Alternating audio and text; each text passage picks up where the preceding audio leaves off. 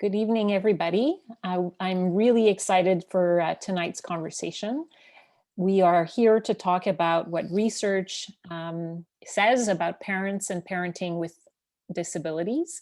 I was going to say intellectual disability because that's usually what I say. But it's not just intellectual disabilities tonight. It's really about parents and parenting with all disabilities. I'm very excited to introduce you three, because I'm including myself, so three people who do research and have been doing research in this field for quite some time, and who have been very sort of specific also in how they did research, and their results have led to painting the image that I think is very similar to what parents experience. So I'm really excited to share that with you all. So I will first introduce, or not introduce, but sort of ask Laura Pacheco to introduce herself and tell us a little bit about her research. So hello, everybody. Good evening, good afternoon, good morning for maybe some people that'll be listening later on. My name is Laura Pacheco. I am originally from Montreal, Quebec, and have recently made the move to Newfoundland. And I am an assistant professor in the School of Social Work at Memorial University.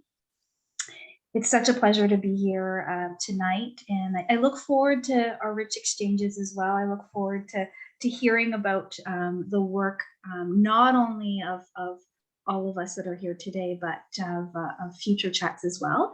So my research has been primarily with parents that have an intellectual disability.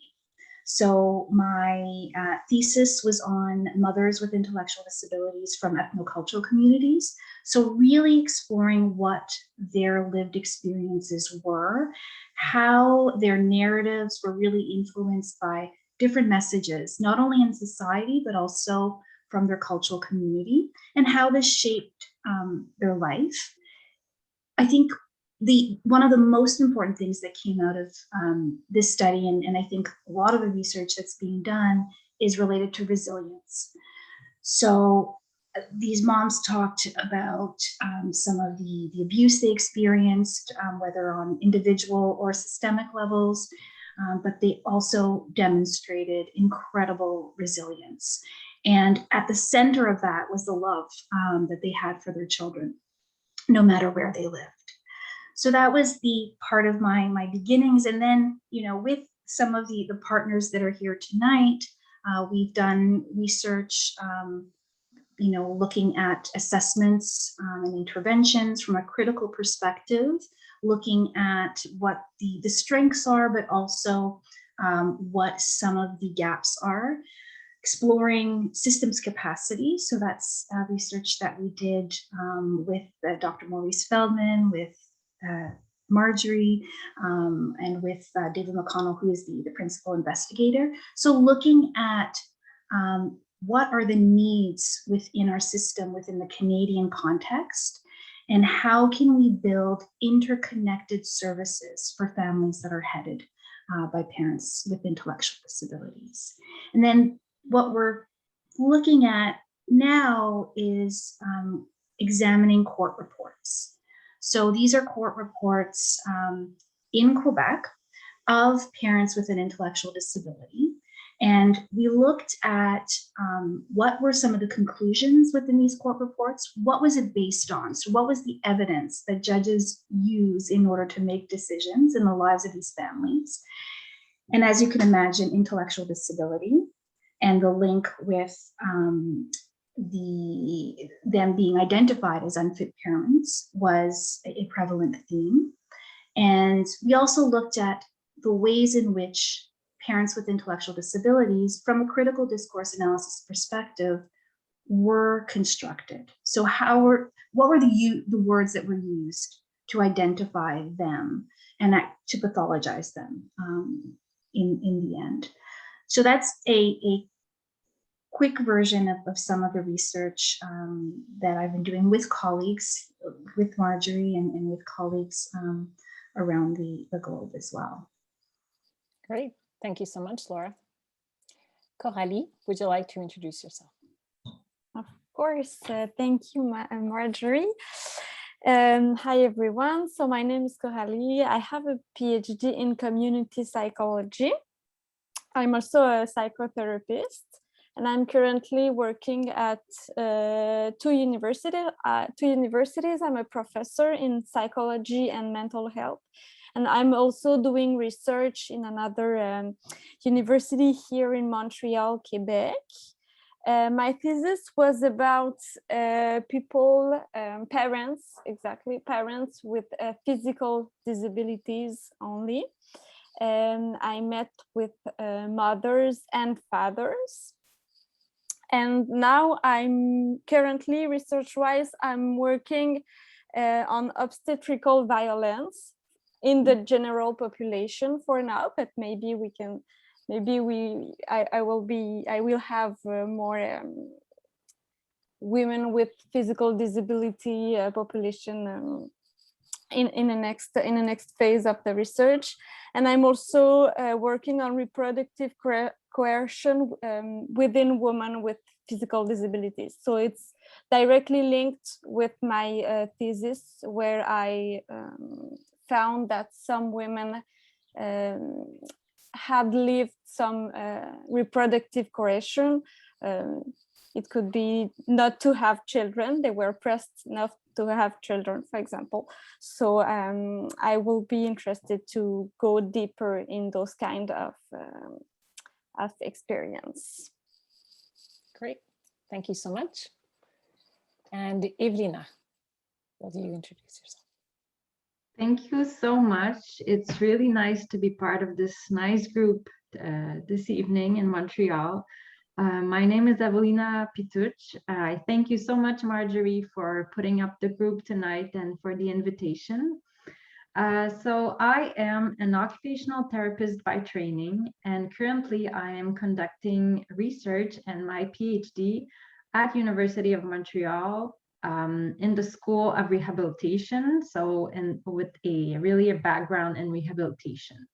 And so my PhD focuses also, similar to Coralie's population, on parents having a physical disability or a neurological disability, and having also children in the preschool aged period. So I was really interested in better understanding what are the needs of those families headed by one or both parents having a physical disability.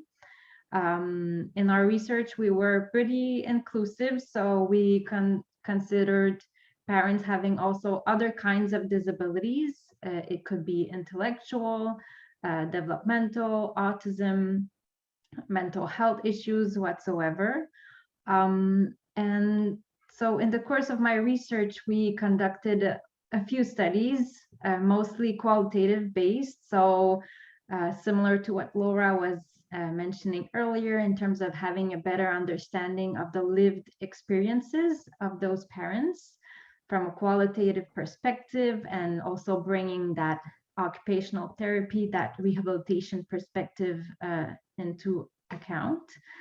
And we were also interested in those studies in better understanding what were the assessments, the assessment means used with parents with physical disabilities. And so in conjunction with those qualitative interviews we conducted, we also performed some home-based observations to have a better understanding of how parents accomplish their daily parenting role and their life skills when they have a young baby at home.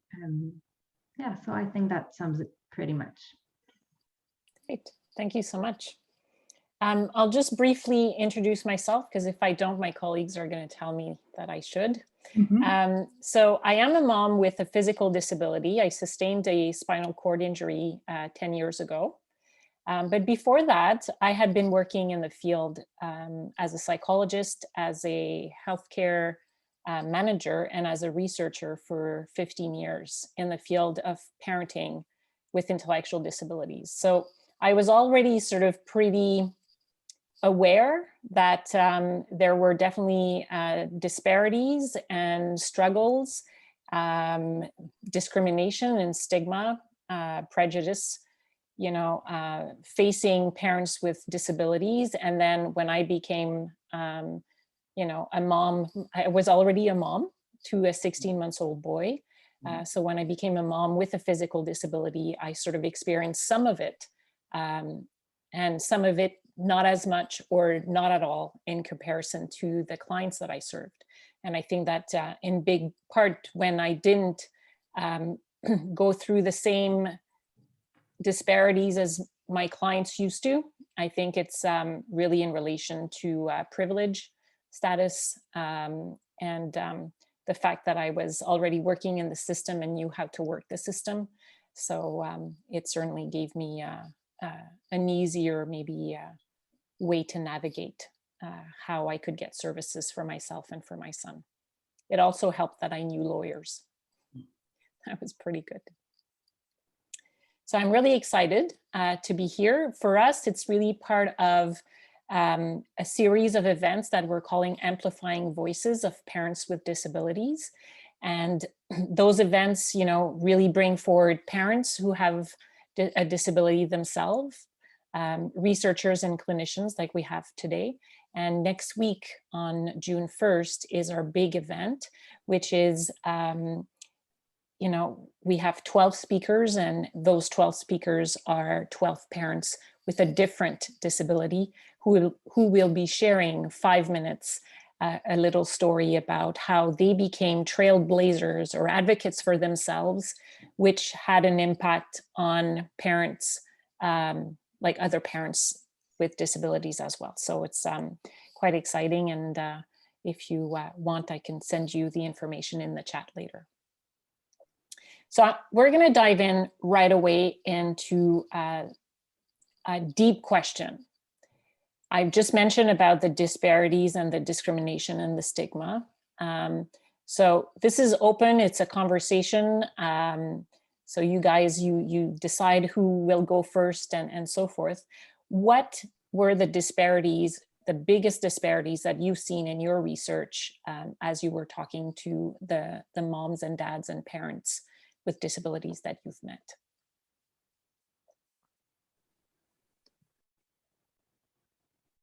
Shall I go? I'll start the conversation off, and please just jump in. I think that, and something certainly that I encountered, but I think it's something that's echoed throughout the research since the 1940s, but the impact of poverty. So it's not the intellectual disability per se, or the disability per se, that impacts parenting the most, but the social position of being impoverished and living in social conditions because of a social identity. So to me, that was and still is one of the biggest disparities, particularly, I'm speaking more particularly related to parents with intellectual disabilities, and my colleagues who are involved in research that includes diverse disabilities, please, you know, speak to that too. But the impact that has on the everyday lives of families headed by parents with intellectual disabilities is quite striking. Marjorie mentioned this already, but the social and systemic barriers that these families face. So many of the families that were in my study were involved with child welfare, and we know that many of these families are overrepresented in child welfare. So about 1% of parents with intellectual disabilities exist, and in Canada, over 10% of all child maltreatment cases include a caregiver with a cognitive impairment that is usually identified as an intellectual disability. And out of that 10%, over 50% of parents with an intellectual disability will lose custody of their child, whether it's temporary or permanent. So these are huge disparities, and there's also health disparities, increased rates of anxiety and depression and trauma that are not well treated either. So that's quite significant. And when we're talking about what impacts parenting, while having to deal with the daily struggles of having to navigate your social world, potentially with trauma and not having treatment, we can imagine the impact that has, and where we need to continue doing our work.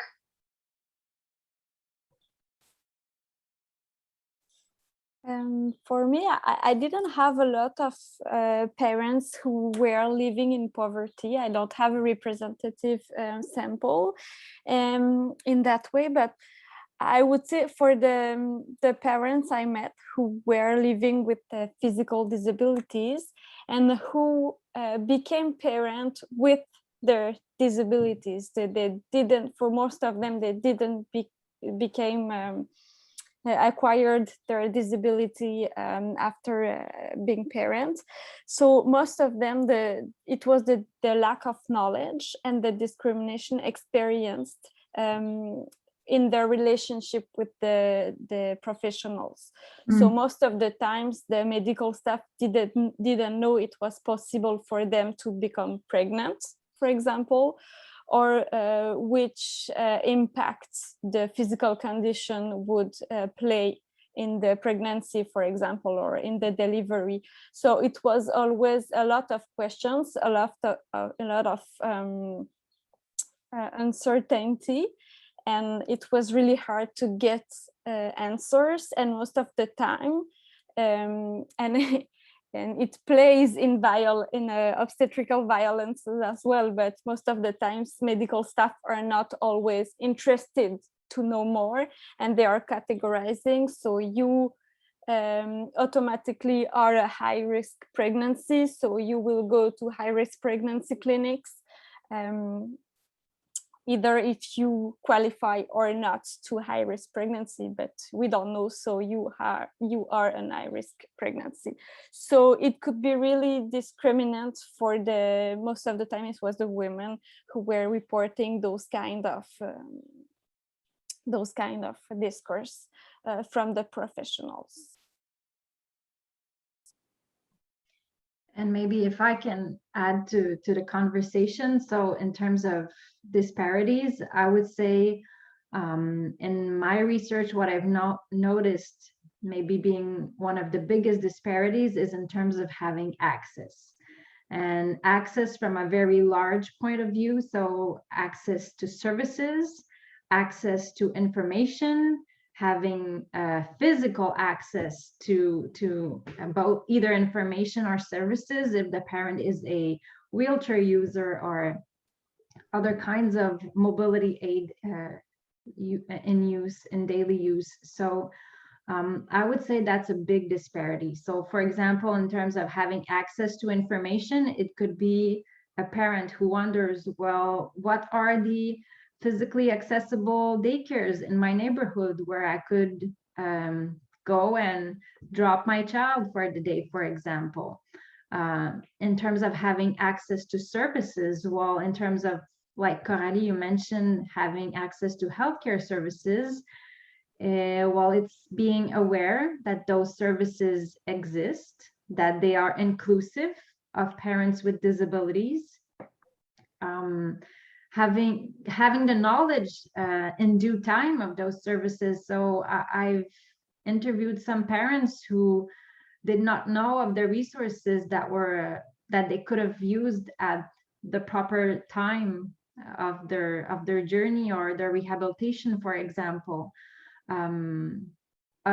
When services exist, sometimes they offer pretty short periods of services, so in a rather short period of time, whereas the funny thing is parenting is a life role, right? So it's over a continuum, and unfortunately, there currently, from my knowledge, and maybe you have other examples to share, um, our healthcare, our social services, and so on are not supporting parents throughout their life journeys. So whether it's when their children are young, getting older, etc., their needs vary greatly, but there is no structure in place that can really support them throughout their parenting journey. I'm really glad that you all sort of touched on key points that I think is definitely highlighted in research, one thing to talk about accessibility. Next week for us in Canada is Accessibility Week. So it's a pretty big week. There's a lot of conversation about how to provide and make sure that there's more access to services. Yet we are in 2022 and still sort of wondering, what kind of access for parents with disabilities. I was doing a quick search today in Statistics Canada. I was trying to find statistics about parents with disabilities. And I was looking, but in the same time, I sort of knew I wasn't going to find anything, but I just wanted to make sure, because I was going to potentially talk to a minister, a Canadian minister, who's involved in employment and disability inclusion. So I wanted to just make sure that in case some statistics sort of grew, in the last week or so. And again, sort of what comes out is families where the child has a disability, and the little that comes out that talks about sort of potentially parenting, although it doesn't mention parenting, it sort of mentions, 15 to 64 years old, adult or young adult with a disability. What it says is that they're less likely to be employed. If they're living on their own or single, they're more likely to be living under the poverty line in Canada. And those to me were significant. And when we talk also about access, but yet we don't even sort of think of asking the question, where is parenting happening in this population? Then how can we ensure that we have the right services? And that is sort of a question that I think all of us think about often. So before I go on to the sort of next question that touched upon sort of the rights of persons with disabilities, any of you want to sort of mention something about disparities before we go on? I mean, we can still come back and forth, but just want to make sure. Maybe I just wanted to react to what you just shared, Marjorie. So I believe you are unfortunately correct in terms of you looking up the statistics. From a Canadian perspective, I think the closest we can get is having a sense of how many women or girls with disability of reproductive age have a disability. If I consider in the province of Quebec, and I believe Coralie also, as where you did some research in the area, I think our last statistics, provincial statistics, specifically regarding parents with disabilities, were collected 30 years ago, so somewhere in the 90s. So I think it adds kind of to the problem, in the sense that if we don't know how many parents are they, how can we actually even think of services and of support systems if we don't know who are we talking about? So I think this is a big issue, and I was just reacting to what you shared in terms of Canada and the province of Quebec, but unfortunately, I believe the situation is kind of similar in other regions, provinces, or countries around the world. Yeah, we're all struggling for those statistics.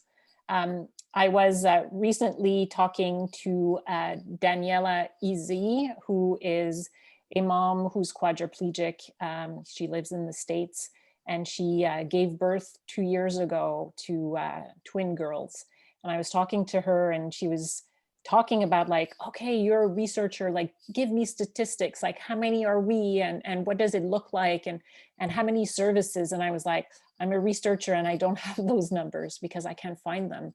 And we have to sort of like sometimes use a lot of creativity to get a little bit of a sense of, 1% in the population, yet 10% represented in child welfare. So we try to sort of identify that there's, a large population and bigger than we think, in terms of parents with disabilities. And that's pretty much across, certainly the UK, we know, Sweden, we know, Iceland, Canada, Australia, the US, those are countries that we have quite a bit of research in this area. So definitely unfortunate. The next sort of question that I wanted to bring forward. So we all know that there is a convention on the rights of persons with disabilities that exist. It has been ratified by most of the countries that I just mentioned. Which means that when you ratify it, you're supposed to sort of put it in place or sort of listen to it and sort of try to follow it as a way to inform your services and the way you organize the healthcare system. So in this convention, there's a specific article that we often cite that's called Article 23, or it's not called that, it's called the right to family. It's Article 23 in that convention. And it really talks about sort of the right to choose if you want to be parent, how many kids you want, how, how often, depending on like when you want to have your children. And it also talks about sort of the responsibility of countries to offer services. So if I bring this article to your attention right now, what are things you would like to say about the convention, this article specifically, and maybe how it relates in terms of your experience and research data?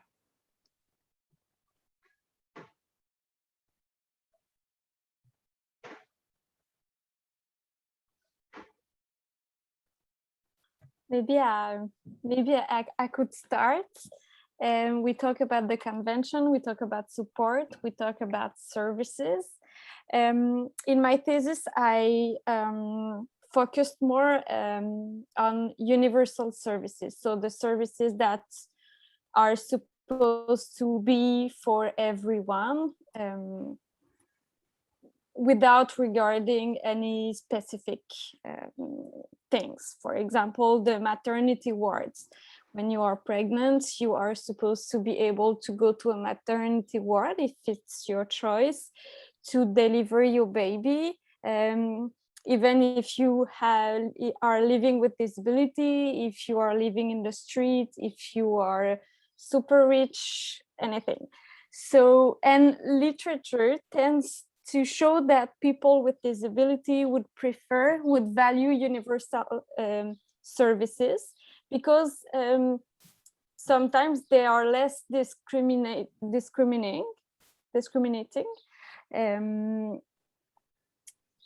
and they are less pointing out their disability. If I am a future mother living with disability, maybe I don't want to be treated in another way of future mother without disability. Sorry for my English. I hope you can understand my point. So usually, despite the fact that parents with disability would value universal services, they are they receive like more specific services that are not meeting their needs. That's my point. So maybe that's what I want to point out, and maybe maybe we can discuss more about what we should do, implement more specialized services for parents with physical disability, and in support to the Article 2023 of the UN Convention, or do we want promoting more inclusive universal services? So with medical staff that will know a little bit about your life and will search what you are to answer your question, for example. I don't know if I'm clear. I'm sorry. It's been a long day for me. You're very clear. It's perfect. So that's what maybe we should discuss, what we want to do about the services we want to implement. I think that's it. If it's okay, I'll jump in there. I think that's a great question, and I think it's a debate within research and in practice. Should we be exploring inclusive services for all people that include all their needs, or should we be offering specialized services that are more targeted, that are more individualized? And of course, I think that we can argue both, and I think that our families might argue both. But certainly what I've heard from a lot of parents with intellectual disabilities is that specialized services can be, like Coralie is saying, stigmatizing.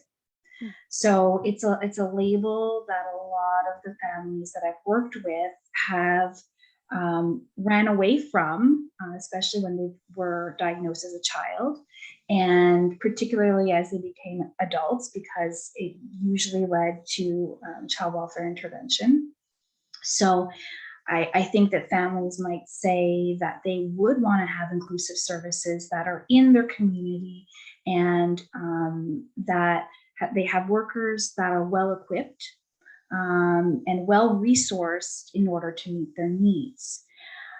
I would then sort of want us to think about, if we're looking at inclusive services, then what should that look like?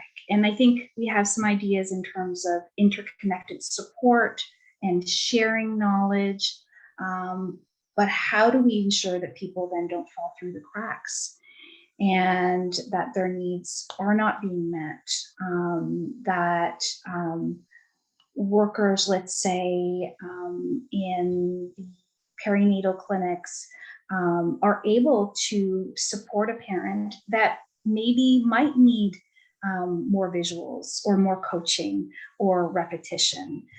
So, I think we have some answers to that, and we have research that's begun to sort of unpack that. The program in Australia, in terms of Healthy Start, that looks at creating these hubs of services so that practitioners are working together. They have similar frameworks, knowledge base. This is related to parents with intellectual disabilities, but knowledge base around best practices are shared so that everybody has access. But the goal is that it is ultimately provided by basically mainstream services, but that they're equipped. What do you think, Evelina? Well, I think first it's a really interesting debate in terms of, do we want specialized specific services or more in terms of universal inclusive services? I guess my current understanding, or how I see it for now, is it shouldn't be a either or, but both. I think our support systems would be stronger if we had actually better mainstream care services, community services, and resources that would be inclusive and that would consider the needs of all parents, including parents with disabilities. But also reflecting on your question, Marjorie, and the infamous Article 23, and that UN Convention has also many other articles that are really interesting in terms of having access to healthcare, in terms of having access to rehabilitation services, having access to mobility aids, and so on. And all these issues touch in a way, parents and their children as well. So I think it touches on other issues than only starting and having a family. But that being said, going back maybe to an earlier point I made in terms of having access. So here in Montreal, we have a specialized service, clinical service that was founded and that is still delivered by occupational therapists. It's called the Parents Plus Clinic, and they are existing here for over 20 years. And unfortunately, I know for a fact that they still get each and every week the comment from other healthcare providers and service users, "Oh, I didn't know you existed."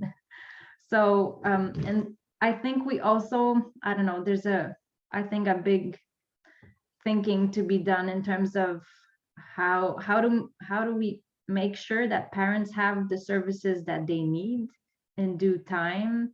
How do we make sure that their services respond to their needs?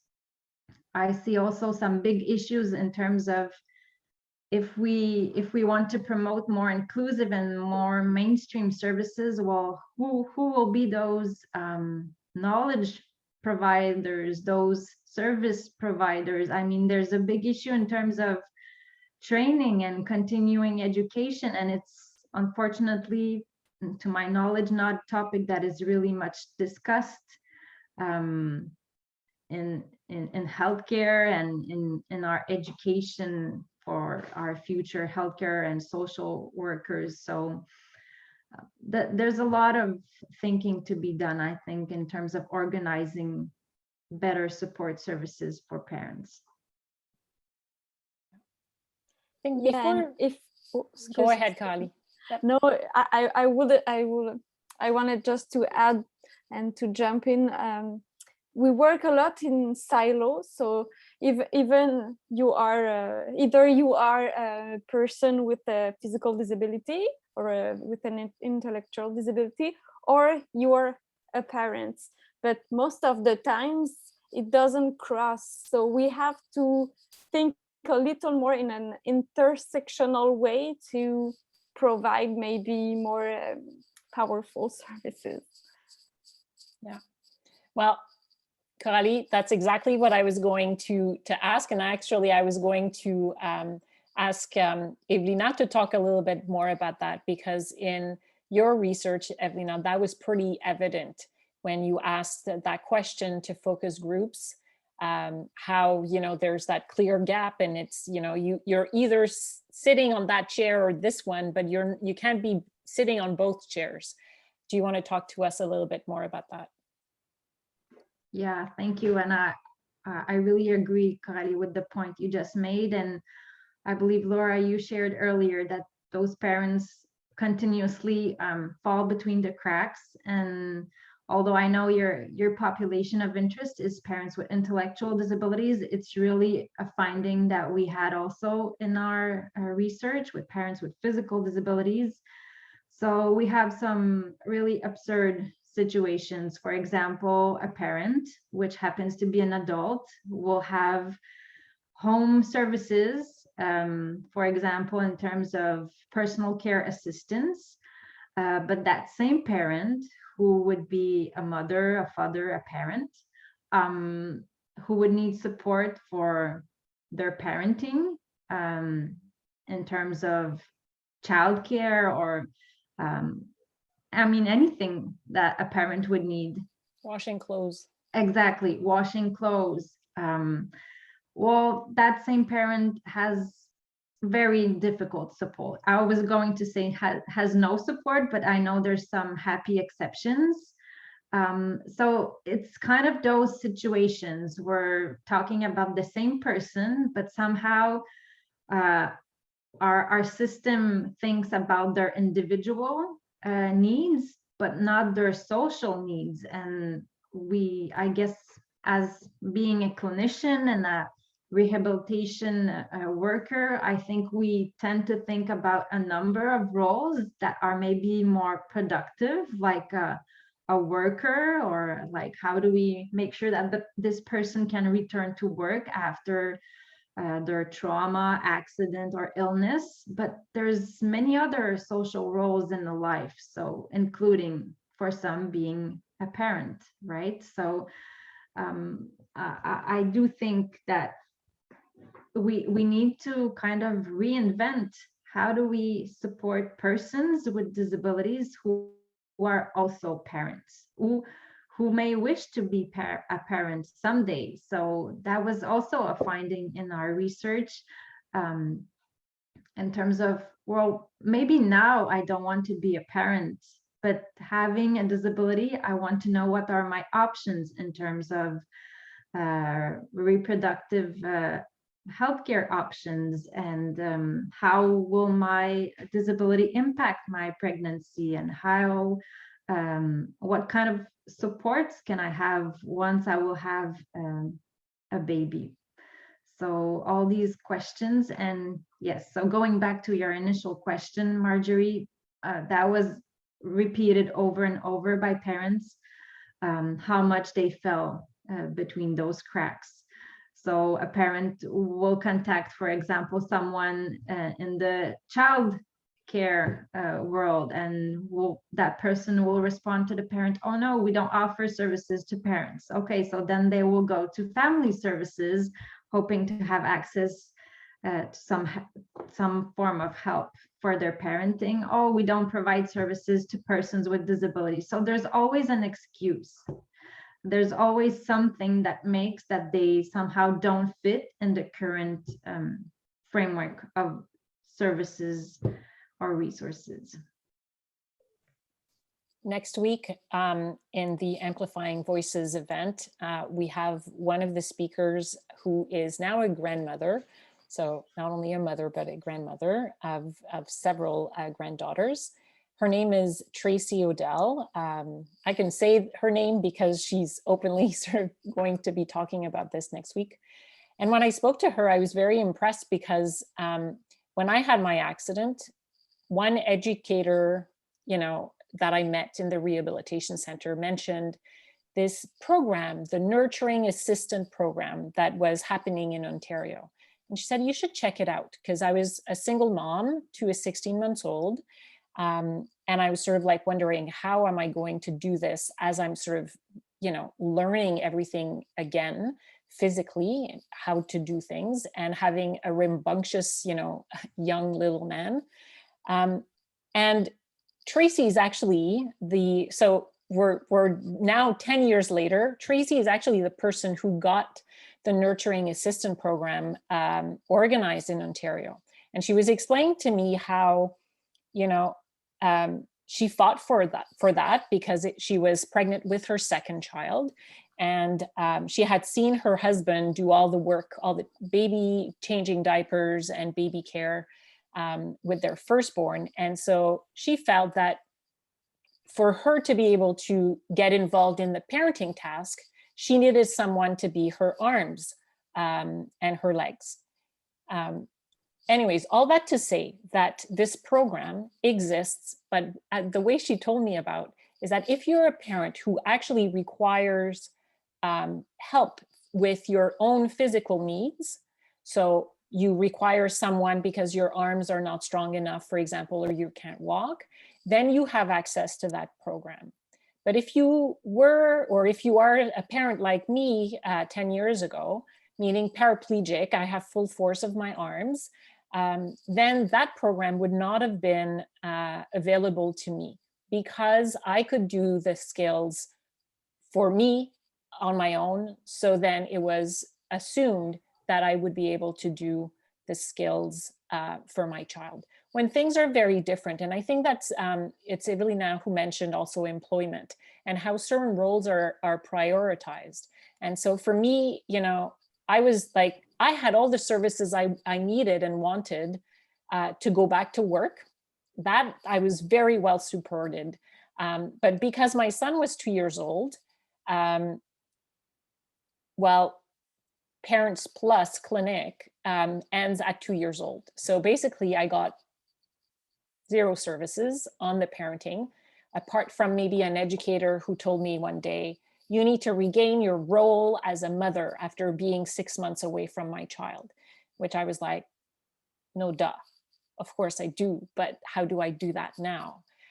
So those conversations, I think, are what do we really need and how can we organize that is very important. And I want us to come back to those services questions. But maybe before we go back to what's needed in the future and what kind of services, if we had, you know, any ideas, I would want to talk about the positives. So the positives in terms of parents and parenting with disabilities. What are the strengths? Did you notice that? What would that be in terms of your research that you would want to share?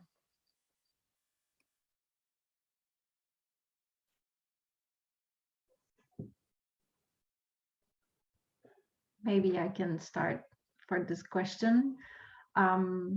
So I think in my research, I've seen parents having demonstrated a wide variety of skills, ranging from creativity, resilience, as you mentioned, Laura, previously, problem solving, advocacy skills in terms of, like, I think your last example, Marjorie, was really highlighting that very well, how often, too often, parents need to fight for their rights, fight to have access to supports and services and so on. But that is definitely a strength I saw in many parents, having that advocacy and kind of willingness to fight. But of course, all of that, it's time consuming and it takes a lot of energy and stamina. So I know your question was around the positives, but let's not forget how draining that can be to always being kind of in that alert mode and ready for your next fight, right?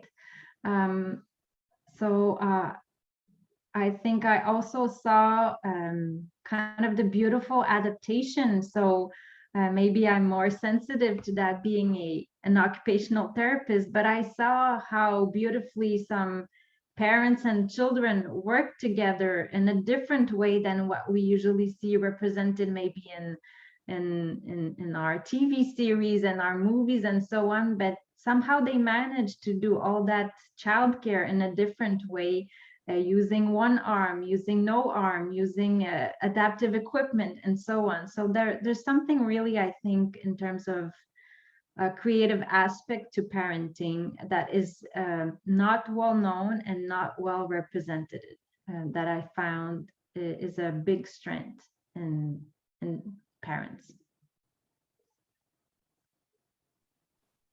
Yeah, maybe, thank you, Evelina. Maybe what I could add is that for my participants, regardless of whether they received or not proper services or proper support, they usually felt a strong sense of being a good parent, of having a positive relationship with their children, of not feeling disabled by their children. Father told me that one day. I'm not feeling disabled when I'm with my daughter. For her, I'm her father, and we are doing our stuff, and that's it. And we have a good relationship. So I think it's something that work great for parents, but sometimes maybe it's also maybe it's also something that could be dangerous, because you have a great relationship with your children, everything is okay, I can manage, and so I will not fight for services, and services will never have to be better, because I found ways to work beautifully without services. So services can say, and governments can say, okay, we don't need to work more because it's okay for them. They are happy with their children. Children are okay, and so we don't have to do more. And sometimes it's something that I fight for in my research, because it's not the job of the parents, it's the job of the services to adapt and to be more here. And if the parents don't want the services, it's okay. But usually they are doing a palliative for the services. So that could be a problem. And usually when we are parents, we forgot all the bad that happened with services because we are focused on our relationship with our children. So that's something we see in obstetrical violences. Women doesn't do anything against obstetrical violence because they have their children, and they tend to forget for a time that it went bad. And sometimes it can be the same with parents with disability. Yeah, and just to add to that, I mean, I think that I've also seen similar things in terms of resilience and resistance, and the ways in which a lot of the moms in my study exercise this resistance. So sometimes it was standing up and, you know, yelling at their family member to say, listen, I'm effing the R word, to reclaim their identity and just sort of say, I've had enough. And I do have some things that I'm dealing with that does impact me, to sometimes leaving their abusive partners in order to make a better life for themselves, but mostly so that their children can have a better life. So certainly the resilience and the resistance was also something that I saw. And in terms of strengths also in their working relationships with professionals. So some of the parents talked about, and these are things that I think we're all practitioners, or we're practitioners, so I think it's something that we can relate to and maybe have been practiced upon as well. But parents talked about positive working relationships with their social workers, with their psychologists, with helping professionals, where there was trust, where they felt as though they were listened to, where they felt as though what they said mattered, and that the worker was identifying what's important to them. And starting with that really had an impact on the process. And I think we can all of us here can talk about some examples of where we've also seen, let's say there's a shift in worker, and there's a shift in a working relationship, and the impact that has on families. I know Marjorie has tons of those stories, and I think we all do. But we've seen it to the point where it's decreased the parents' anxiety. So it's in relation to having child welfare involved, having a new worker look at the parent and say, you know, you're a good mom, and we're going to work on this together. And the impact that had on the parent, you could see the change in their face and the decrease in their anxiety. So I think that's something else to consider when we're thinking about strengths, that working relationships, there can be some positive working relationships, even though part of the research is to also be critical of that, and to continue to reflect upon that and the power that professionals have in the lives of families. But there are also positive working relationships and things we need to build on. Yes. It's interesting because it made me think of the concept of independence and how, you know, this is something that we expect parents, period, to be independent, to raise their children independently. And I think even more when the parent has a disability to some extent. I mean, that's certainly some things that we've seen in research. Yet I was listening to Danny's documentary about her pregnancy and delivery of her twins. And she also sort of mentioned sort of the notion of independence and interdependence. And that's something as a parent that I have also reflected upon. And I find that when we talk about relationships and about sort of asking for support or receiving support or having sort of, you know, that help someone to be our arms or legs if we need that, is something that's undervalued by society. Any thoughts from you guys? Yes, I think that it's a myth that any of us, whether we have a disability or not, is independent, and particularly when we're a parent. So we have some sort of support system, whether it's a partner, whether it's a neighbor, the community, the church, formal services that are involved. And that is seen as natural. Whereas for a lot of our families, and even, you know, for myself as somebody with a mobility issue, I think that it's pathologized. It's seen as negative. So if they receive services, it's because they can't do it on their own. It's because of their disability, as opposed to seeing it as we all need support. It may look differently and to individualize it, but it's often held against, especially parents with intellectual disabilities. And I'll let you guys speak to parents with various disabilities, but it's seen as negative.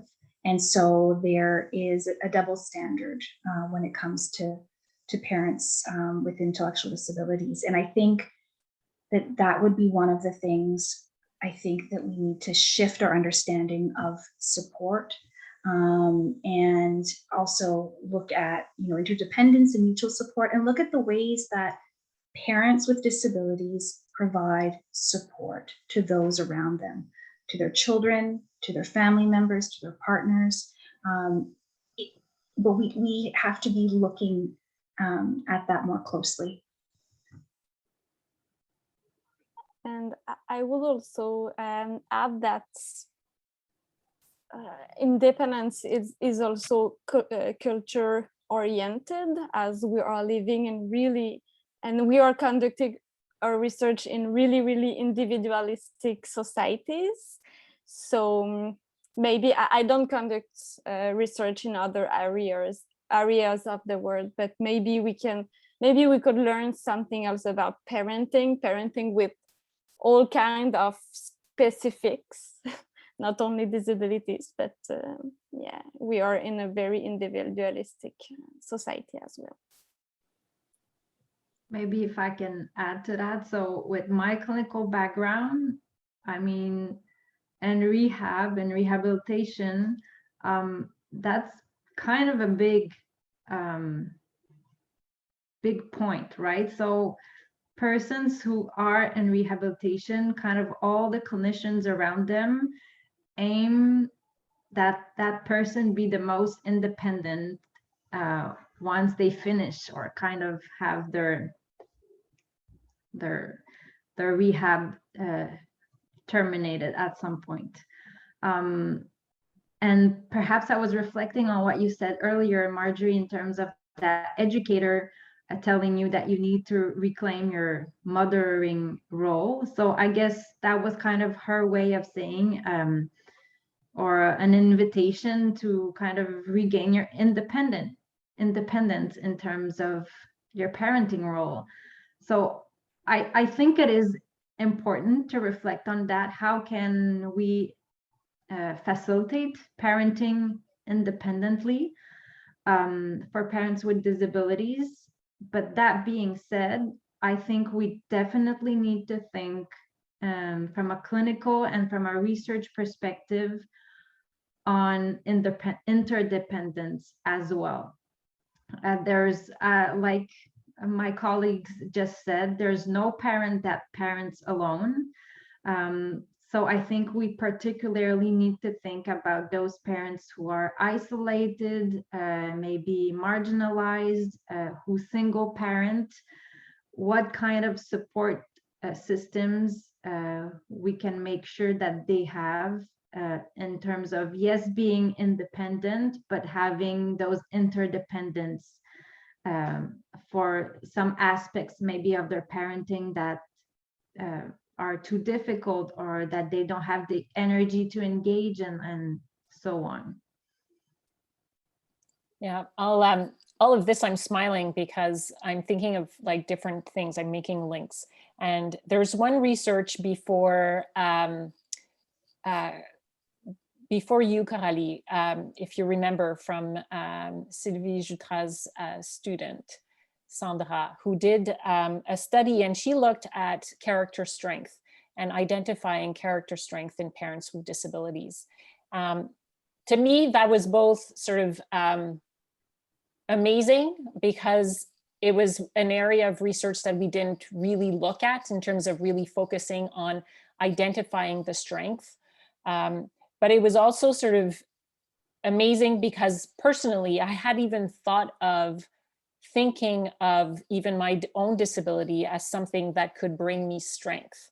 And since then, I've researched, because that's what I do. When I find out about something that's interesting, I then research on that. And certainly when we talk about interdependence, we're actually talking about the character strength of teamwork and how two people or several people work together. And that could be with the professional, but that could be with, you know, in my case, my mom and my dad who were helping me raise, to some extent, you know, my son. And one thing that a story that I often sort of share is the day that, I don't know, my son must have been 4 years old, and there was something for parents at school. And so he had said to me, oh, well, I'll invite my parents, with an S. And I told you I'm a single mom. So I was like, parents? What do you mean? Who do you mean? And he said, well, there's Mammy, and she does, you know, go to the park with me, and there's Papi, and he plays music with me. And then there's you, Mom, and you do everything else, and you're the boss anyways. So if I need something, I have to ask you first, right? And for him, it was sort of like, that's who my cocoon is. That's who are taking care of me. And there was no difference in terms of, well, there was hierarchy, obviously, because I'm the boss. Thank God he said that. I was very happy. But it was also sort of about how we worked well for his benefit. And it wasn't sort of like who does more, or are my parents doing for me or instead of me. But it was really sort of oriented towards that. And I think that those two, sort of Sandra's thesis in looking at character strength and us sort of having that lens. Like, for example, I also often say that my son is more solution focused probably than if I hadn't had a disability. He's definitely creative. I don't have the wheelchair with me, but as a 4-year-old, he was creating wheelchairs in Legos. He loves playing Legos. And at the time, there was no wheelchair Legos, so he built some. He took the wheels of another sort of construction and would do that. He would create, you know, his Lego constructions so that there was no stairs, there would ramps and so forth. And so everything was like oriented in terms of looking for solutions and being creative about it. He's also very socially driven, socially justice driven, in that he has this strength of fairness. And so all of these things are him being shaped by his environment, and his environment of having a mom with a disability has shaped those different elements. And so, yes, I think it's, you know, changing a little bit that lens into really focusing on, instead of what might they be missing or what might be harder. And there are certain things that might have been harder for him as a child, just like they are harder for me as a parent who became disabled. But there are also some beautiful moments and beautiful strength in that. And I think that that's what we need to also sort of recognize and focus on. I just want to make sure we have a bit of time for our guests to ask questions. So if we were to ask and try to sum up, is there anything that we should do in research or maybe in clinical practice that would be different? What would be that next step? I was really inspired by the last part of our conversation around interdependence and teamwork. And I think whether for parents, families, clinicians, researchers, we definitely need to work more as a team. The event next week is called Amplifying Voices, and I think that we all collectively need to make sure that the voices of parents with disabilities are heard, understood, and put into application. So in order to do that, Coralie, you mentioned earlier, sometimes our systems work in silos. I think we cannot go into that direction. So we need to work as a team with our own frameworks, lenses, perspectives, but I think everyone has something to bring to the table in terms of contributions.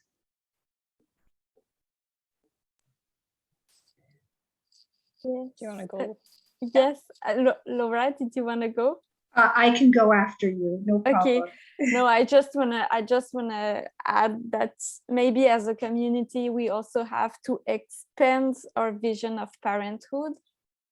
A parent is not only a mom with a dad, with two legs, two arms, with jobs, with money and everything.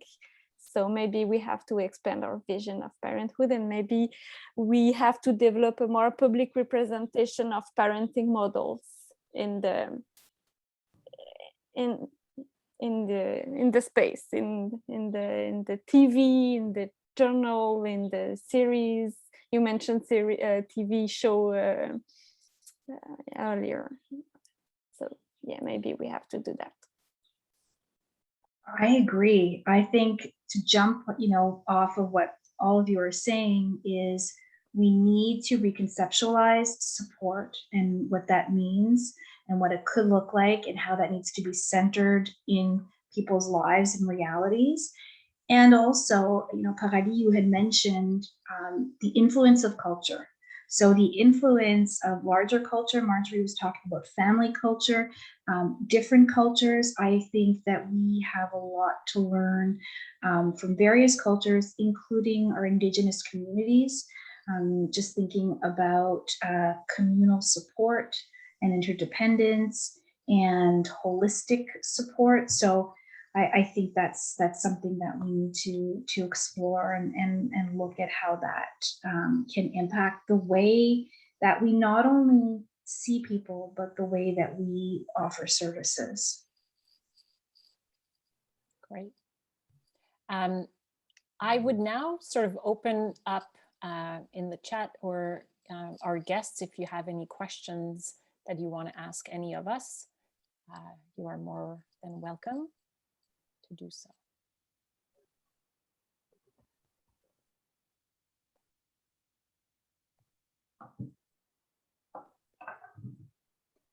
And it's okay if you don't.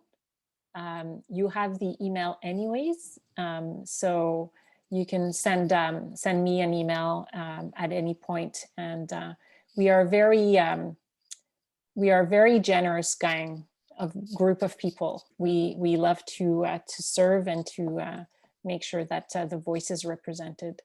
And I will maybe end on that actually in terms of representation. And Coralie, you mentioned it just now in terms of representation. I think this is why all of these events are being organized. And for sure, this is sort of a little bit what I triggered in terms of making sure that those events are happening, as I felt really strongly about that need to be represented, but to amplify voices of parents. But what I found, especially in finding the speakers for next week, is that I'm not the only parent with a disability that felt the need to be represented as well. And so, if I take, I talked about Tracy already, I talked about Danny and her documentary. She's done several different, she holds a blog, and she did a webinar talking about sort of perinatal health in spinal cord injury. And the reason why she did that is to have representation and to educate and to make sure that people are not reacting and that they have information. And you have others like Krista Couture, who is an amputee, who also wrote a book, who also looked at, in terms of a blog and make sure that there were pictures that resembled her. And the way she did that is that she took picture of her being pregnant with her leg, showing, so that it would show that she was amputee and proud. There's Eliza Hall, who's going to be there from Australia, who also sort of, did a podcast, co-wrote a book with 25 families headed by parents of different disabilities. She's currently editing a similar book, but with UK and US families with disabilities. And again, it was sort of that need of being represented and not being the only one, sort of being pregnant or dealing with, how should I do this? Or, we talked about being creative, but sometimes creativity comes from looking at what others are doing. And I think that that's all sort of pretty inspiring when we have that chance to create the community to be able to talk about, their realities and dream a little bit about what we could do next.